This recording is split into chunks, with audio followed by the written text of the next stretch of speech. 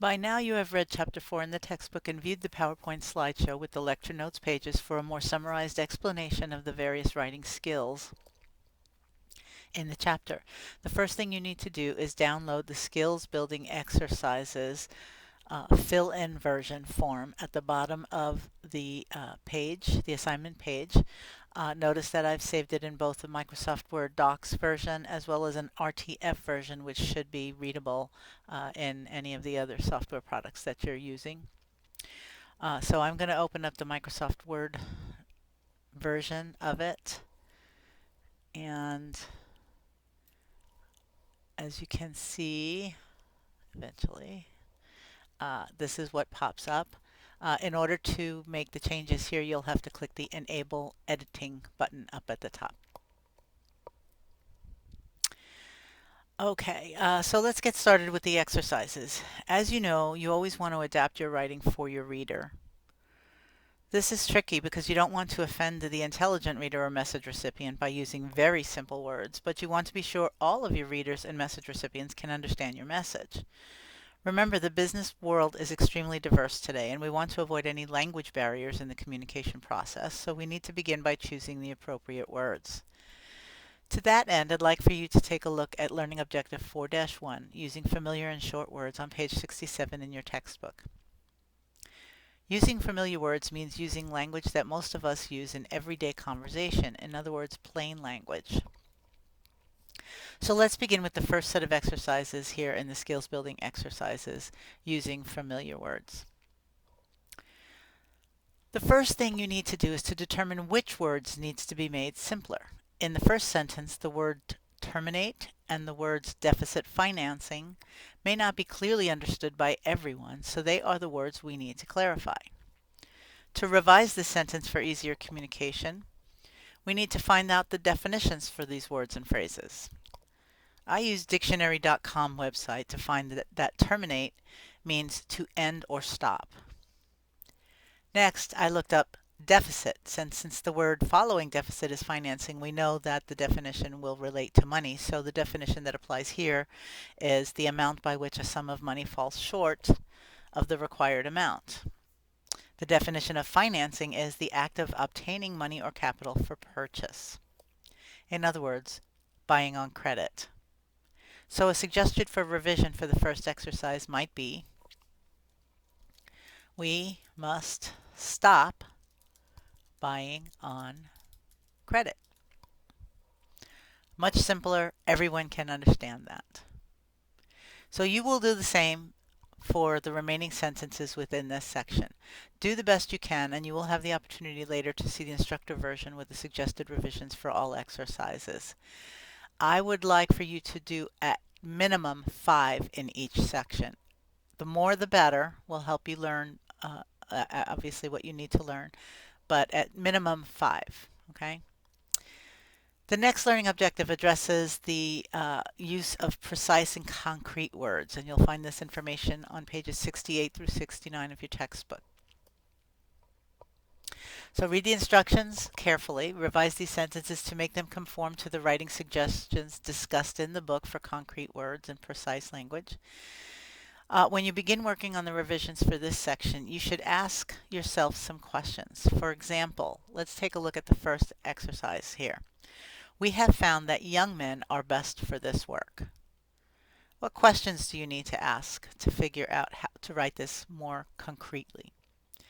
Well, I would ask, well, exactly how young do the men have to be?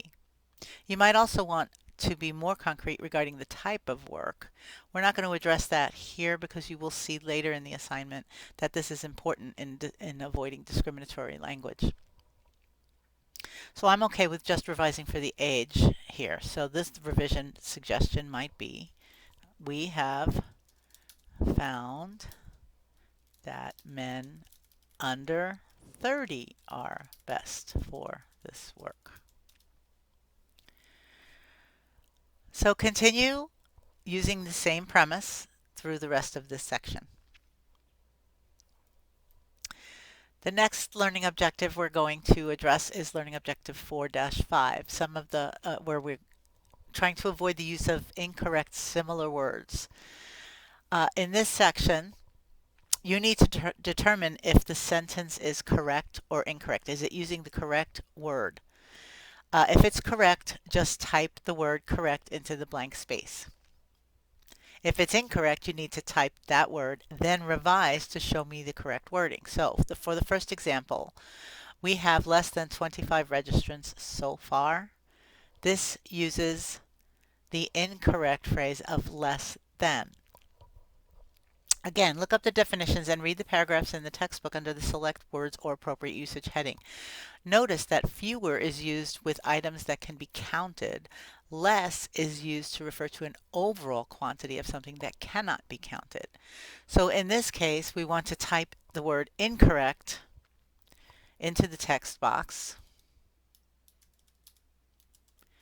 And then we want to revise it using the correct word.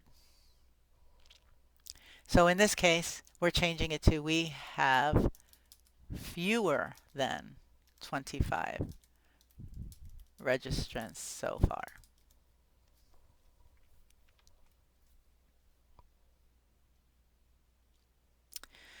Don't forget about avoiding using incorrect homophones, words that sound alike or nearly alike but are spelled and used differently. Please review the Communication Matters box at the top of page 71 to familiarize yourself with some of the more common homophones. How many of you have been dinged in a written assignment for using the wrong word? I know I have. The next section of exercises addresses the use of proper idioms. There are some examples on page 70 in your textbook, and for this section you will revise the sentences avoiding the use of the faulty idiom. So the very first one, the purchasing officer has gone in search for a substitute product. The correct way to say this is, is the purchasing officer has gone in search of a substitute product. Obviously my spelling is not working so well this early in the morning. Now, how do you determine what is a proper and improper idiom? Please feel free to use the internet to help you with this. I actually am going to give you two here because the next sentence is one that many people use, and it kind of sticks in my craw. So number 31, based off of the auditor's report, I recommend that we invest more of our cash. Based off of is the improper idiom. It's based on, okay? Based on the author's report. Again, this one is in the textbook, so that should be helpful for you. All right, now it's your turn to complete the rest. Remember, use your online internet service to help you with this stuff, okay? The more you see it, the more you touch it, the more you'll learn. Another very important skill relates to avoiding the use of passive voice or verb and replacing it with an active voice or verb. Very often, we overuse the verb to be, which causes the passive voice. Read the sentences aloud and ask yourself, is this something that happened in the past or in the present? If you think it should be in present tense, you will need to revise the sentence appropriately. Learning Objective 4-6 on page 71 will help with the next set of exercises. So let's read the first sentence on the skills building exercises for this section aloud. Here is a perfect example of an overuse of the verb to be. Our action is based on the assumption that the competition will be taken by surprise.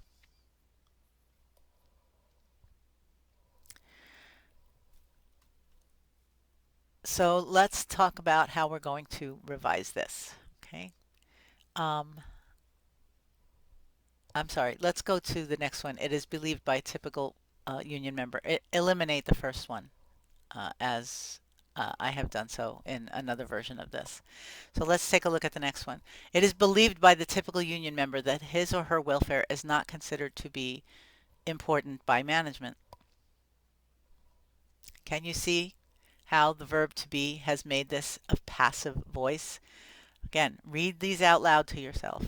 What should it be? Well, we're going to revise it by eliminating some words in addition to changing it to be more active. It is believed is passive. We don't need that phrase. We need to just begin with the typical union member believes. That makes it more active. That management does not consider his or her welfare to be important. Now, the his or her welfare, that's also going to be addressed later on when we talk about the avoiding discriminatory language. But for now, this is just what I wanted to show you here. Okay, next section is avoiding camouflaged verbs. Page 72 gives a very brief explanation, but the communication matters box at the top of page 73 should be of much more help. Don't forget to use the slideshow examples as well. In the first example, it was my duty to make a determination of the damages. The camouflaged verb phrase is make a determination of. It's unnecessary. All we need to do is make the verb active, so the sentence will now read, it was my duty to determine the damages. See the difference? Okay? We're saying the same thing. It's very clear, very concise, and we're eliminating unnecessary words that camouflage that verb to determine. Now you can continue with the remaining exercises in this section. I believe you are quite familiar with the political correctness that we live with today. So this brings us to the next section of exercises that I already referred to, avoiding discriminatory language. This is from Learning Objective 4-7. We want to strive to use non-discriminatory wording that refers negatively to groups of people such as by gender, race, nationality, age, disability, or sexual orientation. You can avoid sexist writing by using plural references. So for example, in the first sentence, any worker who ignores this rule will have his salary reduced. Well, the pronoun his is obviously being gender specific, and that is not the case because both men and women work and could have the salary reduced. So this is where using the plural will help. So in other words, we will change this sentence to any worker who ignores this rule will have their salary reduced. Okay, so I hope that gives you a little heads up on that one. I'm going to let you go forward and do the rest on your own. Okay, now that you've mastered skills related to using words, let's move on to sentences. The next set of exercises relate to Learning Objective 4-8, where we learn how to write clear and concise sentences and making sentences economical. This means writing short, clear sentences by limiting sentence content and economizing on words. Review the readability statistics help information from the tech desk box at the bottom of page 77. Usually in our English composition classes, we are taught to tell a story and embellish while writing. Business audiences prefer simple, efficient sentences to avoid wasting valuable time. Therefore, we want to avoid using cluttering phrases and surplus, unnecessary words that add nothing to the sentence meaning. For these exercises, you may need to do more than just replace words. You will also need to restructure the sentences to make them shorter, yet remain logical. Let's take the first sentence in making sentences economical section of the exercises. Look at the list of sample cluttering phrases on page 78 in your textbook. The very first sentence here clearly uses one of the listed cluttering phrases in view of the fact that. As you can see, in view of the fact that can be replaced using one simple word, either since or because.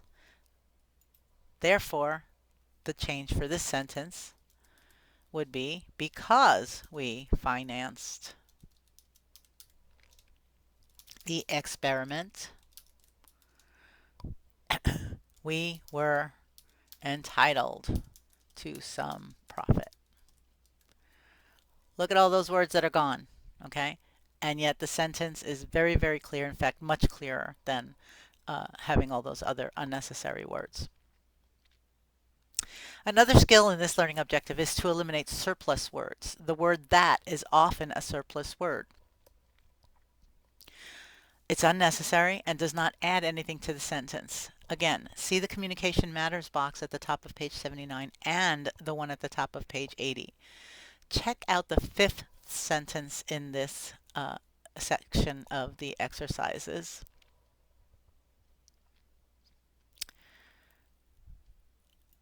Actually, number 71 here. There are many obligations that we must meet. The use of the word that is unnecessary here. Therefore, we can make this simple and clear by just saying we must meet many obligations. You see how we had to kind of restructure the sentence in order to avoid the unnecessary use of the word that, and this makes it a lot clearer for the person reading it. Okay, so now let's see how you do. You complete the rest of them. Moving on to the next two exercises are about sentence design. It includes sentence and paragraph unity. And since each exercise section of the exercise only has one exercise, I'm not going to give you an example, but I will refer you to the related pages in the textbook to help you to complete these two sections. Remember to use other skills we've reviewed in this chapter to help guide you as the information on pages 80 through 87. Much of this information relates to your knowledge of grammar and writing mechanics. Remember to use the bonus chapter B to help with any of those lost skills. Learning Objective 4-12 teaches us to use a conversational style by choosing the right level of formality. So remember the audience analysis worksheet. Who is our audience? Using that, asking that question is going to help us to determine how formal our message is to be and how conversational our style should be. One major thing, no matter what, is we want to cut out rubber stamp phrases. And we want to cut out legalese, is what I call legalese, the kind of words that a lawyer would use in a document that he or she would write. You also want to avoid using colloquialisms, funny acronyms, or cliches when you are writing a very formal message or report. Again, that's why we have to determine what level of formality are we writing. So in the first exercise here, I hereby acknowledge receipt is a very old school legalese type rubber stamp. Because we also always want to keep our tone positive, we can start this sentence by simply thanking the writer for the July 7 letter. So here we would start by saying thank you for your July 7 letter, and then continue with the facts from the letter, just the facts, okay? We'll work on that more as we work with chapter 5, 6 and 7 actually. Okay, so now let's see what you can do with the remaining sentences and help from your textbook.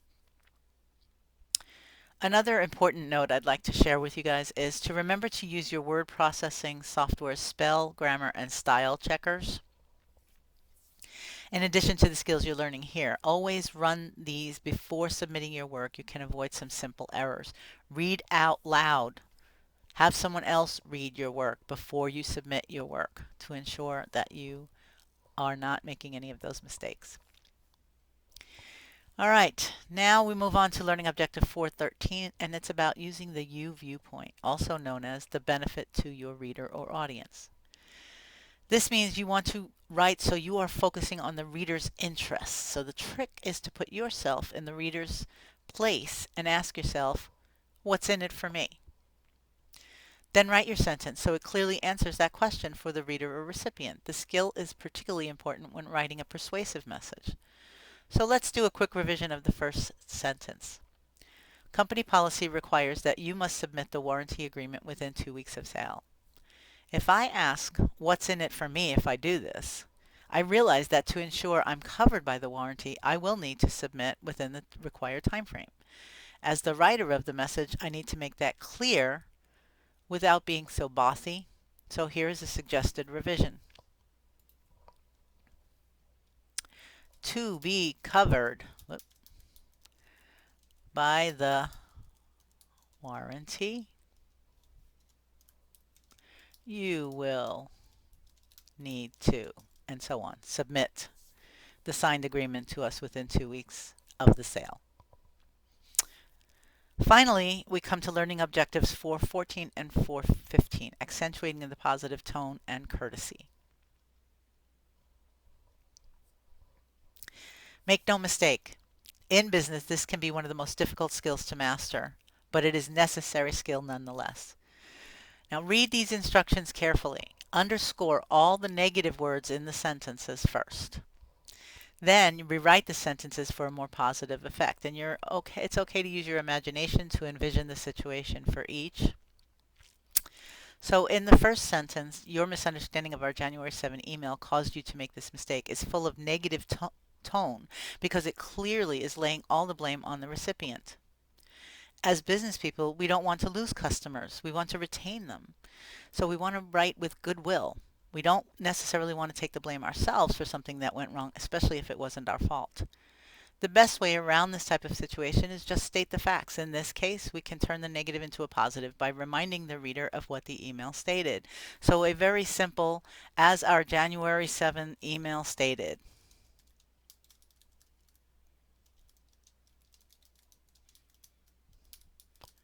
And then reiterate the facts using positive tone. Okay, well that's about it for this instructional video to help you get started with the Chapter 4 skills building exercises. Do the best you can. You'll be able to compare your responses to my suggested revisions next week when I make my version available to you. Remember, you earn all points for every section completed, whether it's correct or not.